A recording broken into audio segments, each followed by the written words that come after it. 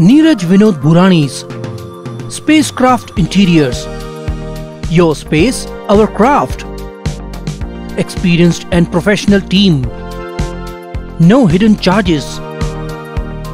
Luxurious designs. Follow us on Instagram. Spacecraft Interiors. Your space, our craft. उल्लास विकास को YouTube पर subscribe करें और bell icon को भी दबाएं। आज सांसद श्रीकांत शिंदे के आदेश पर अधिकारियों ने मानेरेगांव का निरीक्षण कर विभिन्न समस्याओं का समाधान किया। लोगों को नालों से दूषित पानी मिल रहा था, इसलिए गंदा पानी आने से रोकने के लिए बूस्टर पंप का उपयोग किया जा रहा है। साथ ही राधा स्वामी सत्संग के पास वाले पुल की मरम्मत की जाए। इसके अलावा अधिकारियों ने यह भी कहा कि मानेरा गाँव, आशिला गाँव और वसार गाँव में 3 पानी की टांकियाँ लगाने का प्रयास किया जा रहा है। इस अवसर पर कल्याण पूर्व विधानसभा अध्यक्ष नीलेश शिंदे, विजय जोशी, विशाल पावशे, केडीएमसी अधिकारी और मानेरेगांव के नागरिक उपस्थित थे। माननीय खासदार शिंदे साहेबांनी आदेशित केल्यानुसार आणि बाकी सर्व सन्माननीय नगरसेवक जे आहेत, प्रशांत काळे साहेब आहेत, निलेश शिंदे आहेत, विशाल पावशे आहेत, देवळेकर साहेब आहेत, तर सगळ्यांनी काल आम्ही ठरवलं होतं की आज आपण मानेऱ्यामध्ये जाऊन या सगळ्या गोष्टींची शहानिशा करू आणि एकदा पाहणी करून त्याच्यावर काय काय उपाययोजना करता येतील ते करूया। त्याप्रमाणे आज आम्ही आलो होतो इथे आणि जो मेन त्यांच्याकडे खासदार साहेबांकडे एक जी तक्रार गेली होती की दूषित पाण्यासंदर्भात, तर आता त्याचा जो मेन सोर्स होता की जे विहिरीतलं पाणी थोडंसं हे व्हायचं, गढूळ व्हायचं आणि लोकांना ते पाणी सप्लाय होत होतं, आता आपण विहिरीच्या पाण्याचा सप्लाय पूर्णपणे बंद केलेला आहे आणि जो इनलाईन बूस्टर आहे त्या बूस्टरच्या माध्यमातून आता आपण पाणी देतोय। तसंच आता MMRDAचं जे रोडचं काम चालू आहे त्याच्यामधनं आपण एक अशी त्यांना रिक्वेस्ट करतोय की ती जी आपण एक त्यांना सांगितलेली लाईन टाकून द्या आम्हाला नवीन, तर ती नवीन लाईन 1.5-2 महिन्यामध्ये टाकण्याच्या दृष्टीने आम्ही प्रयत्नशील आहोत। ती MMRDAच्या माध्यमातून असल्यामुळे MMRDAच्या त्याच्यासाठी ज्या काही परवानग्या लागतील त्याच्यासाठी पण आम्ही फॉलोअप घेतो आणि जसं इथले मेन पाण्याची समस्या जर सोडवायची असेल तर इथे अमृत योजनेअंतर्गत ज्या 3 टाक्या आपल्याला बांधायच्या आहेत, मानेरेची आहे, आशिळेची आणि वसारची, त्याचा जो जागेचा प्रश्न आहे की ज्या टाक्या बांधल्यानंतर मग इथला प्रश्न 100% सुटेल अशी आम्हाला पण खात्री आहे। तर तो जो प्रश्न आहे तो सोडवण्याच्या दृष्टीने आता इथल्या सर्व नेते मंडळींनी पण आश्वासित केलेलं आहे आणि जर जागा उपलब्ध झाली तर आपण लवकरात लवकर टाक्या बांधून या समस्येचं निराकरण करू शकतो।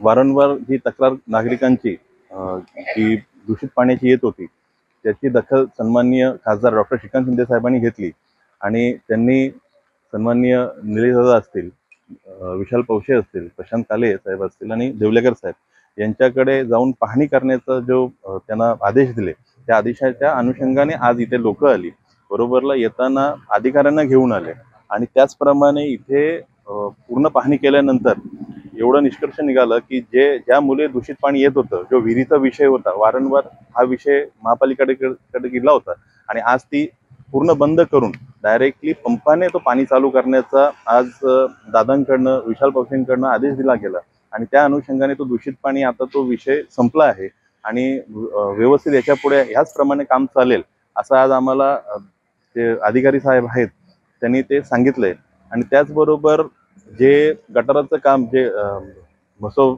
राधास्वामी सत्संगपासून जे थांबलं होतं तेही आज कॉन्ट्रॅक्टरला बोलून त्यांना आदेश दिले गेले की तो काम चालू करण्यात यावं आणि जो इथला ब्रिज आहे त्या ब्रिजचं काम पावसाळ्याच्या नंतर ते चालू केलं जाईल आणि ते जास्तीत जास्त मोठी करून कसं काम केलं जाईल याची आज पूर्ण पाहणी सन्माननीय निलेशदादा शिंदे असेल, विशाल पावशे साहेब असतील, प्रशांत काळे साहेब असतील, ह्या लोकांनी ते बघितलं आणि आज ह्या इथल्या कॉन्ट्रॅक्टर जे विकी आहेत त्यांना बोलवलं गेलं आणि नवीन लाईन पाण्याची कशी टाकण्यात येईल, कोणत्या प्रकारे टाकण्यात येईल त्याची पूर्ण पाहणी केली गेली। मानेरा या ठिकाणी गेल्या अनेक दिवसापासून दूषित पाण्याची समस्या इथं होती आणि माननीय खासदार डॉक्टर श्रीकांत शिंदे यांच्याकडे वारंवार या भागातील अनेक लोकांनी तक्रारी केल्या होत्या। त्या अनुषंगाने या भागामध्ये आम्ही ते पाहणी करण्यासाठी महापालिकेचे आमचे इंजिनियर एक मळेकर साहेब आणि राणे वगैरे हे सगळे इंजिनियर्स आले आणि काय ह्याच्यातली मूळ समस्या आहे ते जाणून घेण्याचा प्रयत्न केला। काही इन्स्ट्रक्शन त्यांना दिलेले आहेत आणि त्या कशा आपण सोडू शकतो या संदर्भात त्यांना एक माहिती दिली आणि त्यांनी माहिती दिलेली आहे। इथं प्रामुख्याने अमृत योजना जी इथं 27 गावाला आखलेली होती, त्या 27 वरती थोडीशी विलंब झाल्यामुळे हे थोडासा पाण्याचा विषय लांबणीवर पडलेला आहे.